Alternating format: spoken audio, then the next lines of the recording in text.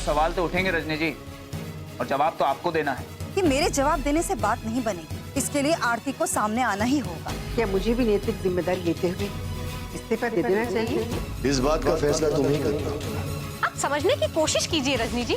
तुम ये भी तो समझो ना आरती कि तुम्हारे बगैर मैं ये सच्चाई नहीं साबित कर सकती। आप कह सकती हैं कि बलदेव सिंह ने आपका इस्तेमाल किया और शारदा देवी ने आपको पार्टी से निकलवा दिया। समझ रही है ना रजनी जी? पद संभालने के बाद बलदेव सिंह जी ने हमारी पार्टी को नई मजबूती दी, लेकिन बलदेव सिंह जी पर जो इल्जाम रजनी वर्मा जी ने लगाए हैं उन्हें भी तो नजरअंदाज नहीं किया जा सकता। और इसी को देखते हुए पार्टी ने निर्णय किया है कि बलदेव सिंह जी को भी पार्टी से निलंबित कर दिया जाए। लेकिन ये भी तो देखना चाहिए कि ये कोई आज की बात नहीं है और रजनी वर्मा जी ने अभी अपने इल्जाम को साबित भी नहीं किया है। आवाज तो उठ चुकी है, मुद्दा तो जनता के बीच जा चुका है। अगर पार्टी सिर्फ रजनी वर्मा के खिलाफ कार्रवाई करे और बलदेव सिंह जी पर कार्रवाई न करे तो इसे तो गलत माना जाएगा। इसीलिए दोनों पर कार्रवाई करना जरूरी था और पार्टी के पास बलदेव सिंह जी को निकाले जाने के अलावा कोई विकल्प नहीं था। क्या शारदा जी को भी इस बारे में जानकारी दी जा चुकी है? नहीं, अभी तो मैं पार्टी मीटिंग से आ रहा हूं। इस बात की खबर न शारदा जी को है और न ही बलदेव सिंह जी।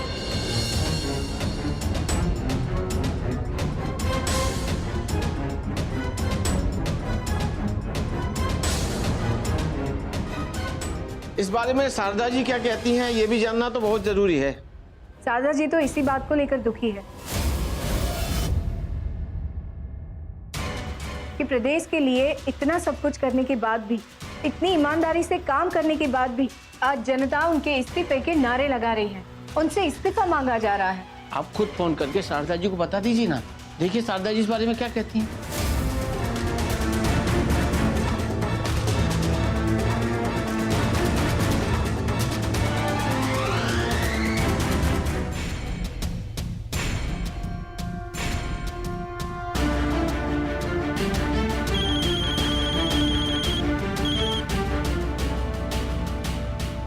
हाँ मेघना जी कहिए। नमस्कार शारदा जी। नमस्कार मेघना जी, मैं आपको फोन करने ही वाली हूँ। पुलिस मुख्यालय से अभी अभी खबर मिली है, हर जगह भीड़ है, नारेबाजी चल रही है, भीड़ को संभालना बहुत मुश्किल हो रहा है। शंकर प्रसाद जी ने हमें पूरी तरह मजबूर कर दिया है शारदा जी, और कई जगहों पर तो इस तरह के धरने लगाने की इजाजत भी नहीं है, फिर भी लोग धरने दे रहे हैं और पुलिस इन पे कोई कार्यवाही भी नहीं कर सकती क्योंकि भीड़ इतनी ज्यादा है कि पुलिस ने कोई भी कार्यवाही की तो भीड़ आक्रोशित हो सकती है। जनता मांग तो यही कर रही है ना कि मुझे मुख्यमंत्री पद से इस्तीफा दे देना चाहिए। मैं इस बात के लिए तैयार हूँ।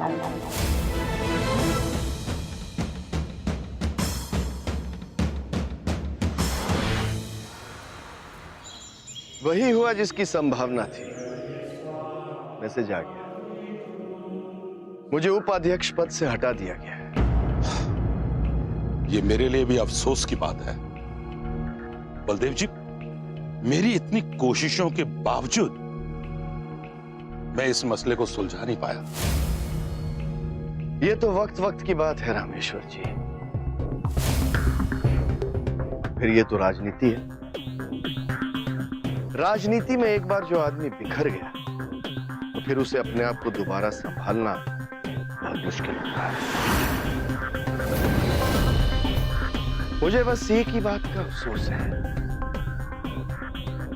काश मैंने ये पद स्वीकार ही ना किया होता। शहर में जो हंगामा मचा हुआ है, जिस तरह से आपके नाम को उछाला जा रहा है,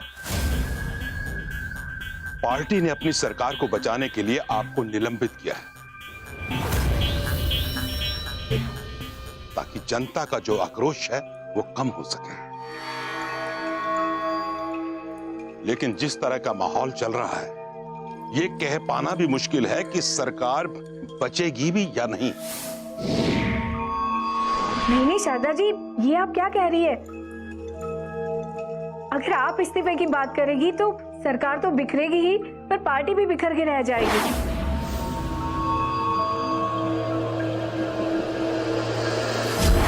आप आप ऐसा मत करिए, बल्कि आप तो ऐसा सोचिए भी मत। आप मुझे बताइए मेघना जी, इसके अलावा हमारे पास विकल्प क्या है? जनता के आक्रोश को शांत करने का यही एक तरीका है कि मैं इस्तीफा दे दूं। ये जनता की मांग नहीं है शारदा जी,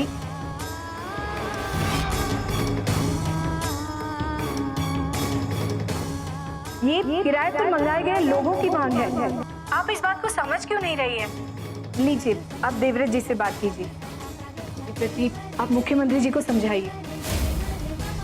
नमस्कार शारदा जी। शारदा जी, आप बात समझने की कोशिश कीजिए। ये लोग किराए पर लाए गए हैं। ये जनता नहीं है जो आपसे मांग कर रही है इस्तीफे। देवव्रत जी, हमारे लिए तो यही हमारी जनता है, चाहे वो किराए पर लाए गए हों या वो अपनी मर्जी से आए हों। मैं कुर्सी और सत्ता के लिए किसी भी आदमी की जान को खतरे में नहीं डाल सकती।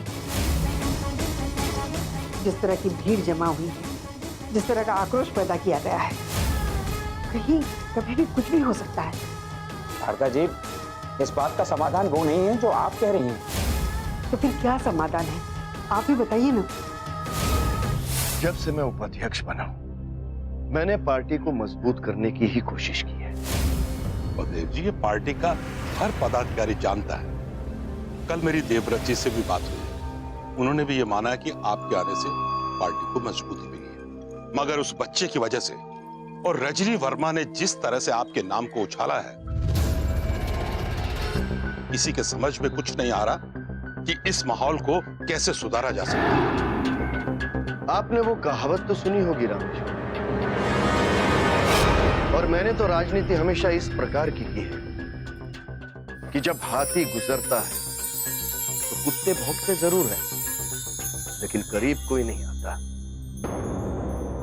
लेकिन आज का माहौल देखकर कुछ अजीब ही अनुभव हो रहा है रामेश्वर। बस कुछ देरी के फर्क से सारा मामला हमारे हाथ से निकल गया। डॉक्टर आरती के पास जब वो बच्चा रह रहा था, हमें इस बात का पता भी था। काश कि रजनी वर्मा से पहले हम उस बच्चे को अपने कब्जे में कर लेते, तो आज सब कुछ हमारे हाथ में होता। बलदेव जी, अगर हमारे समर्थकों में और उनमें झड़प हो गई तो फिर क्या होगा?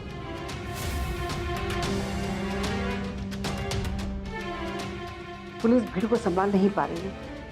अगर जरा से भी मामला बिगड़ा तो बहुत बड़ी घटना हो सकती है। ये सब शंकर प्रसाद जी की ही चाल है। जानती हूँ, लेकिन अगर कोई घटना हो गई तो उन्हें जरा सा भी दुख नहीं होगा। वो अपनी राजनीति के लिए सब कुछ कर रहे हैं,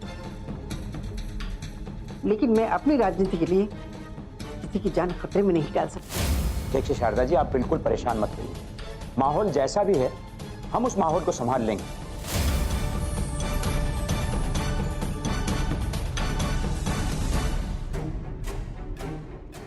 जी, आप हम पर भरोसा रखिए। इस्तीफे की बात आप बिल्कुल मत कीजिए।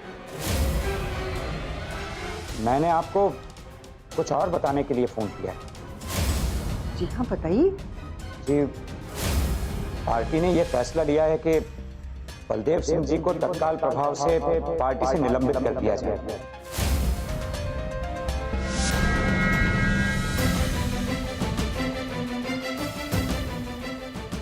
ठीक है, पार्टी का यह फैसला सही है।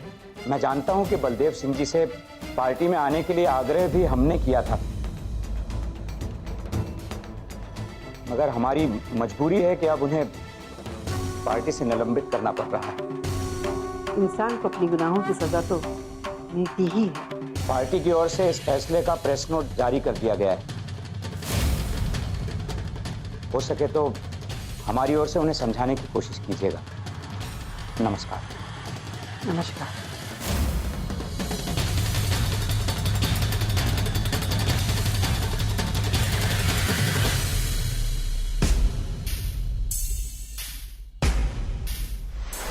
मैंने कहा ना, वक्त खराब है। अब तो मुझे अपने पद के छीने जाने से ज्यादा फिक्र इस प्रदेश की है, क्योंकि अगर सरकार गिरी तो प्रदेश का बहुत नुकसान होगा रामेश्वर जी। अगर बीच में चुनाव जनता पर थोपा गया तो वो भी एक बर्बादी वाली बात होती। और चुनाव में जो खर्च होता है वो भी तो सरकार के खजाने को खाली करता है। लेकिन शंकर प्रसाद जैसे लोग ऐसी बात नहीं सोचते। सिर्फ शंकर प्रसाद ही क्यों, सत्ता की लालच में कल तक मेरी सोच भी कुछ ऐसी ही थी। एक तरफ मेरी सोच बदली और दूसरी तरफ राजनीति के सारे रास्ते खो गए। यह बात तो माननी पड़ेगी रामेश्वर जी, इस प्रदेश की राजनीति में ईमानदार लोगों की कोई जगह नहीं। शंकर प्रसाद सत्ता की लालच में जो भी कर जाए कम है।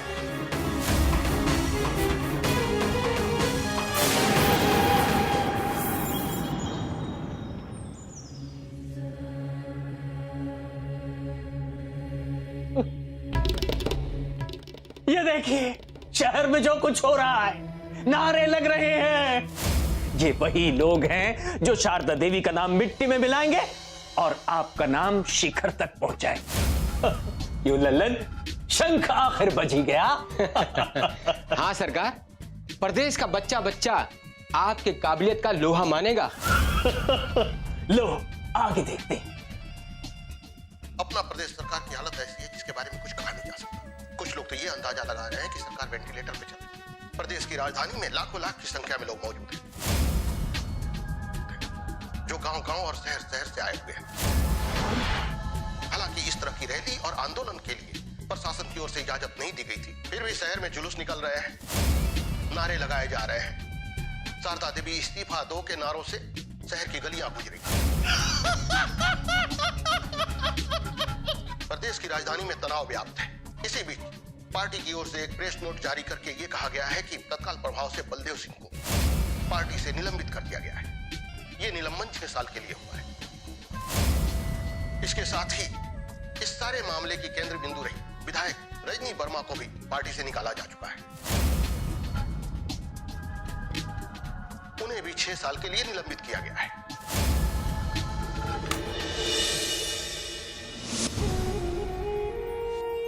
परेशान क्यों हो रही हैं रजनी जी?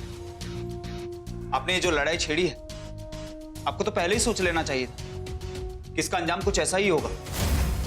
इस बात का तो अंदाजा मुझे पहले से ही था। पार्टी के खिलाफ जाकर बलदेव सिंह के बारे में बोला है ना मैंने, पार्टी का कहर तो मुझ पर टूटना ही था। फिर आप परेशान क्यों हो रही हैं? तुमने हॉस्पिटल में देखा है आदित्य, मौत के करीब पहुंच चुके मरीज को वेंटिलेटर पर रखा गया होता है। घर वालों को भी ये पता होता है कि डॉक्टर उस मरीज को नहीं बचा पाएंगे, लेकिन तब भी जब उस मरीज की मौत होती है ना, सारे घर वाले अपने आंसू रोक नहीं पाते। आज मैं भी वही महसूस कर रही हूं। कितने संघर्ष के बाद मैंने जिसे हासिल किया था, कितनी आसानी से उसे खो दिया। रजनी जी, फिर भी खुद को संभालना तो पड़ेगा ना। पता है आदित्य, जिस रामेश्वर जी ने शंकर प्रसाद जी के सामने ये सारा मामला खोला था, आज वो बलदेव सिंह के इतने निकट बने हुए हैं। ये बात मुझे समझ में नहीं आ रही। रजनी जी, रामेश्वर जी बहुत पहुंची हुई चीज है। हो सकता है उन्होंने बलदेव जी को इस बात के लिए समझा लिया होगा कि उन्होंने शंकर प्रसाद जी को बात नहीं बताई। मैंने भी रामेश्वर जी से बात की थी, लेकिन वो ये बात मानने को तैयार नहीं है कि बच्चे का सारा मामला उन्होंने शंकर प्रसाद जी को बताया था। वो तो ये भी दावा कर रहे थे कि वो एक दिन साबित कर देंगे कि शंकर प्रसाद जी को ये सब बताने वाला कोई और है। बलदेव सिंह की एक नाजायज औलाद थी और ये बात अब सामने आई। और बलदेव सिंह के घर में इसी बात को लेकर महाभारत है कि बलदेव सिंह का उत्तराधिकारी कौन है, राजवीर और सोनाली का बच्चा या बलदेव सिंह का वो नाजायज बच्चा। और बलदेव सिंह का नाजायज रिश्ता कौन सा है? मैं आपसे बार बार कह रहा हूं कि रजनी जी के सामने मेरा नाम नहीं आना चाहिए। वो इसीलिए कह रहा हूं कि बलदेव सिंह के नाजायज बच्चे की मां कोई और नहीं, रजनी जी ही है। शारदा जी और इस प्रदेश की सरकार को पता नहीं है कि उन्होंने आपको अपनी पार्टी से निकालकर इतनी बड़ी गलती की, और आपको अपने बच्चे की लड़ाई तो लड़नी है ना। जिंदगी अगर एक मिनट के लिए ये बात मान ली जाए कि रामेश्वर जी ने शंकर प्रसाद जी को ये बात नहीं बताई, तो फिर किसने बताई होगी? अरे रजनी जी, आप उनकी बातों में आ गई। झूठ बोल रहे हैं वो।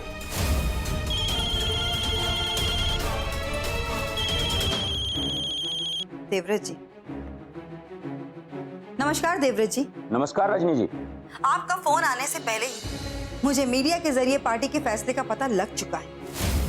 अफसोस तो हमें भी बहुत है रजनी जी, मगर हम पार्टी के अनुशासन से बंधे हैं और मजबूर हैं। मैं आप सभी की मजबूरी को अच्छी तरह से समझती हूँ देवव्रत जी। आज के जमाने में खुद को ईमानदार पार्टी कहने वाले भी सच को बर्दाश्त नहीं कर पाते। शायद इसीलिए सचमुच सच बोलना गुनाह है। देखिए, सच बोलना नहीं, सच को छुपाना गुनाह है, और यह बात आप बहुत अच्छी तरह से समझ सकती हैं। इस सच को आपने अब तक क्यों छुपा कर रखा था? क्या इसलिए कि शंकर प्रसाद जी इस सच्चाई को सबके सामने लाएं और पूरे प्रदेश में सनसनी पैदा कर सकें, राजनीति में भूचाल ला सकें? क्या इस बात को इसलिए छुपा कर रखा था आपने? मेरे लिए फिलहाल ये समझाना बहुत मुश्किल है देवव्रत जी कि ये सच्चाई अब तक छुपी क्यों रही। लेकिन आप ये समझ लीजिए कि शंकर प्रसाद जी तक ये सच्चाई पहुंचाने वाले बलदेव सिंह के राजदार ही हैं। अब बात खुल गई तो खुद को बचाने के लिए सामने तो आना ही था। जाने दीजिए रजनी जी, आपस में बहस करके प्रदेश का माहौल तो हम बदल नहीं सकते। मैंने आपको सिर्फ ये विनती करने के लिए फोन किया था कि आप अपना इस्तीफा भिजवा दें। धन्यवाद। धन्यवाद।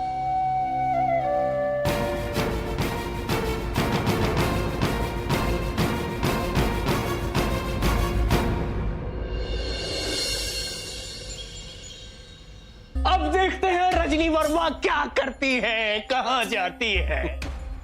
मैंने उनसे पूछा था कि क्या वो हमारी पार्टी में शामिल होना चाहेंगी, तो उन्होंने मुझे रोक दिया था। लेकिन अब तो उनके पास कोई रास्ता नहीं बचा। अरे उनके निलंबन से ये तो होगा ही ना, इसी चौखट पर आकर सर झुकाएंगी वो। बस फर्क इतना है कि पहले चोरी चोरी आती थी पर अब खुलेआम आएंगी। बिल्कुल सही कहा आपने। आज रजनी वर्मा को लग रहा होगा कि 15 सालों की मेहनत के बाद उन्होंने जो कुछ हासिल किया वो सब कुछ छीन लिया, और इसकी वजह वो किसी और को नहीं, बलदेव सिंह को समझेंगी।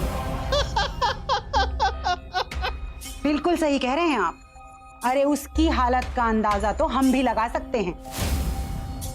बलदेव सिंह के लिए फन तो उसने पहले ही फैला रखा था, लेकिन अब तो वो घायल नागिन बन चुकी है। पद खोने के बाद तो वो होश भी खो बैठेंगी, घायल नागिन की तरह बलदेव सिंह के पीछे भागेंगी। अब देखते हैं राजनीति के इस खेल का अगला पड़ाव क्या होता है।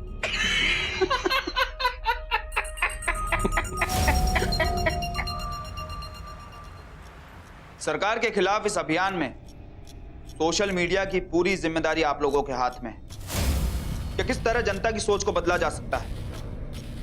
सोशल मीडिया में सरकार के खिलाफ चल रहे पोस्ट के साथ साथ हमें नई पार्टी का सदस्यता अभियान भी शुरू करना है। और हाँ, हमारे सामने अभी कोई नई पार्टी नहीं, लेकिन हमें नई पार्टी की भूमिकाओं को तैयार करना है ताकि लोगों को ये लगे कि इस पार्टी की सरकार को हटाने के लिए नई पार्टी का बनना जरूरी है।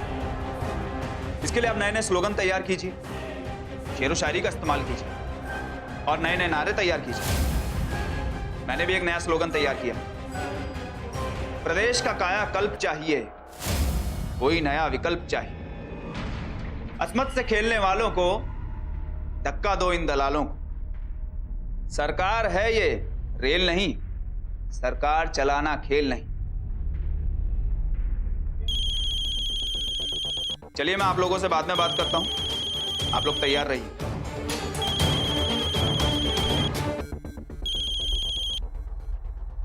नमस्कार रजनी जी। नमस्कार आदित्य। अब कोई भी राह नजर नहीं आ रही है और अपने पद को बचाने का कोई भी रास्ता दिखाई नहीं दे रहा है। रजनी जी, जब आपके पास देवव्रत जी का फोन आ गया था और पार्टी ने अपना नतीजा सुना ही दिया था, तो आपको तो अपना फैसला करना ही था। मैंने कुछ दूसरे लोगों से भी बात की है आदित्य, लेकिन अब पार्टी से लड़ाई लड़ने का कोई भी फायदा नहीं है। बात तो वही है कि जब तक जिंदगी है उम्मीदें नहीं टूटती हैं, और अगर सांस टूट जाए तो कोई टूटी हुई सांस को लौटा नहीं सकता। जनता जनार्दन पार्टी में मेरी राजनीतिक मौत हुई। अरे रजनी जी, आप ऐसा क्यों कह रहे हैं? बलदेव जी, शारदा जी और इस प्रदेश की सरकार को पता नहीं है कि उन्होंने आपको अपनी पार्टी से निकाल कर कितनी बड़ी गलती की। उन्होंने आपको हथियार ही नहीं दिया है, बल्कि आपको खुलकर लड़ने की आजादी भी दी है। और आपको अपने बच्चे की लड़ाई तो लड़नी ही है ना। अब मेरा एक ही लक्ष्य है, अपने बच्चे को उस घर का वारिस बनाना। अब ये लड़ाई आमने सामने हो, मैं अपने बच्चे को उस घर का वारिस बनाकर रहूं। जिंदगी का भंवर है। हाँ आदित्य, ये लड़ाई तो मैं लड़के रहूं। देवव्रत जी ने मेरा इस्तीफा मांगा है ना, फिलहाल तो मैं उन्हें अपना इस्तीफा भेज रही हूँ। ठीक है रजनी जी, लेकिन हिम्मत बिल्कुल मत हारिएगा। आप बस ये समझ लीजिए कि आपको अब एक नई शुरुआत करनी है। आपके हाथ से मंत्री पद जा रहा है, जनता की हमदर्दी तो आपके साथ में है ना। उस हमदर्दी को अपने साथ कायम रखते हुए आपको एक नई शुरुआत करनी है। फिलहाल तो मैं ये सोच नहीं पा रही हूँ आदित्य कि मैं कौन सी शुरुआत कर पाऊंगी। फिलहाल तो मैं बहुत डिप्रेशन में। अभी फोन रख। नमस्कार। जी रजनी जी, बाय।